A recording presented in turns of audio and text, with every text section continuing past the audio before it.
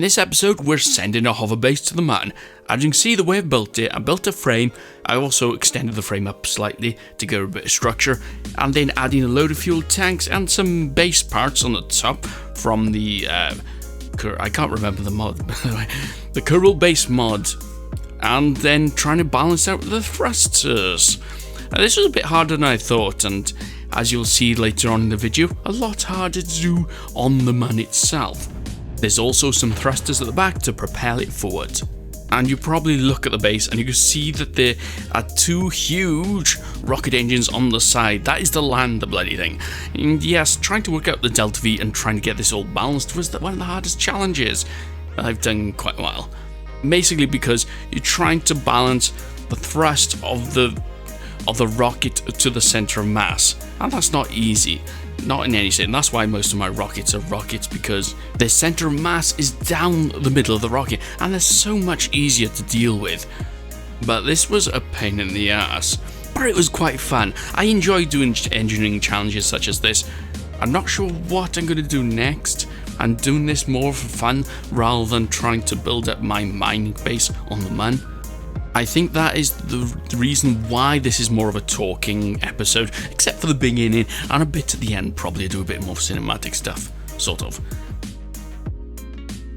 Yes, it looks ugly as hell, but I have to say it works, and that's what counts in the end of the day. So I had the idea of this base because someone asked me to send a large rover to the moon. Now I've done this challenge before, so it's easy enough.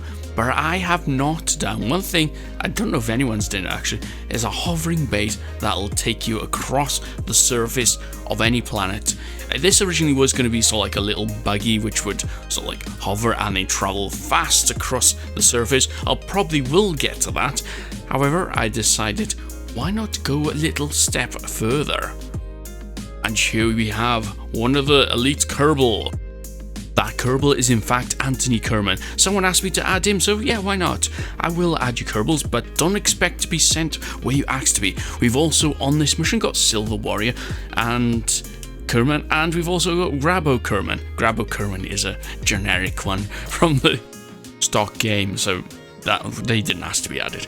Anyway, it looks like that when I was trying to get into orbit around the moon, I came in at an angle. I wanted to come in at the equator, and as you can see, I'm doing an experiment by here just to show you guys that if you try to change your inclination at the closest point as possible to the moon, I'm doing it on the ascending node or descending node, then it was about 70 meters per second. Now if I do it a bit further away, which is why we're in a highly elliptical orbit, which means one place is closer to the moon and we go far out from the moon, then you save fuel doing your inclination change. If that makes sense, I'm not entirely sure if I explain things properly when I'm talking about it.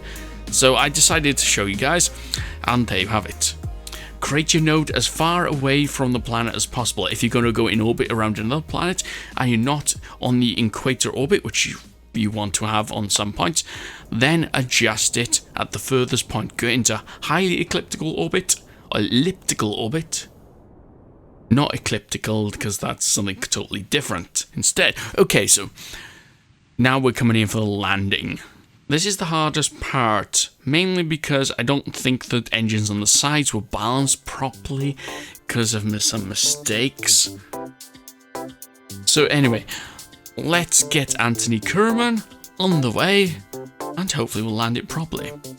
And while we're doing that, let's talk a bit about NASA's moon hovering base. Now, it's not what you think. It's not going to be the same where they had thrusters and they were hovering over the moon, because basically the moon's gravity is so low that this base I built here, I worked out I can hover for about 20 minutes. Now with any variances like just testing and things, it's going to be slightly lower than that, but that's a round number, 20 minutes. Now the NASA plan, which I'd done a search for on Google, obviously was not a scientific paper, but it was rumours, I think, for a scientific journal online. And basically they were going to send a probe that would go in between the gravity of the Earth and the moon. Now obviously the gravity of the moon is so weaker, so that point will be a lot closer, and basically it's where the two gravitational fields cancel out. Now it's not a precise place to be because the moon height adjusts during its orbit, and the Earth's gravitational field wobbles because it's not perfectly round. But getting to the point, basically it's called a Lagrange point. These points in space where gravitational fields cancel each other out, and basically the base will be hovering above the surface of the moon. Now it's probably going to be several kilometers high, or perhaps more. I'm not entirely sure because I haven't worked out where these Lagrange points are, but it was interesting reading in the fact that NASA were thinking of building a hovering base over the moon. That basically means because of the low energy, the low gravitational fields that they'll have to fight, they'll use a lot less fuel to stay where they are. Now, as long as they stay in that spot, they'll be fine.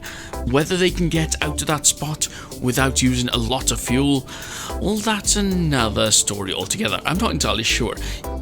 It may be that the fact that it's in orbit around the Earth, because that's where the moon's orbit is, that it's going to be pretty easy to return back to the Earth as well. So transporting back and forth there might be quite fuel efficient, so it may be the best place to actually put a base. Anyway, here's some crash compilations that I did while trying to balance this thing out, and tell you what, it's quite hard because I was trying to balance. Basically the sliders for adjusting the thrusters was going between 49.5 and 50%.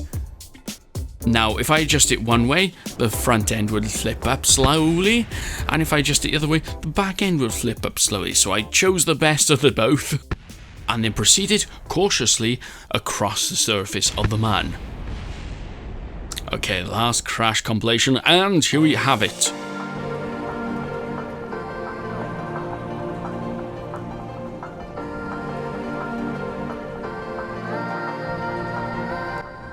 The problem that you may not notice by here is that the rear end thrusters are pushing the front of the base up. Now this is good, that means that when we're going forward we're going to be going up at the same time.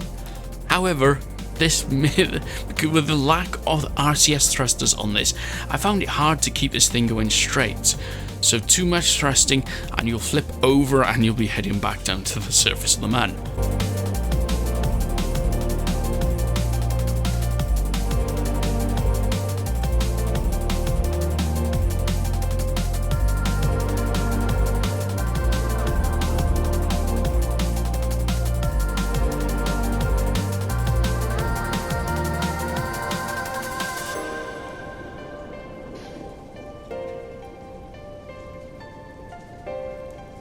After all the crashing, I was very surprised at how stable this base could be.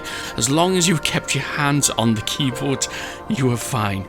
Because not only did it have the tendency to try to flip over, but it also had the tendency to try to roll.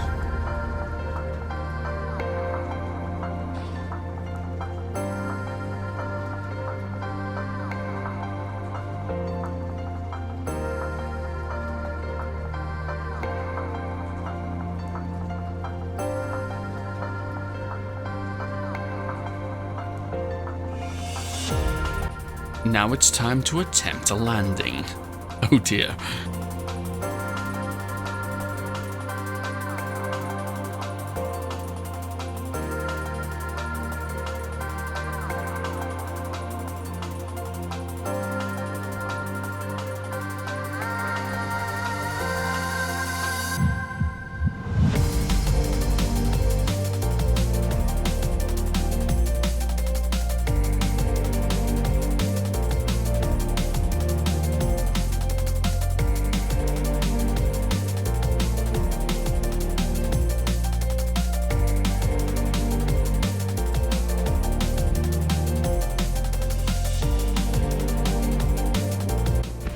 Oh crap, well that did not go as I had planned.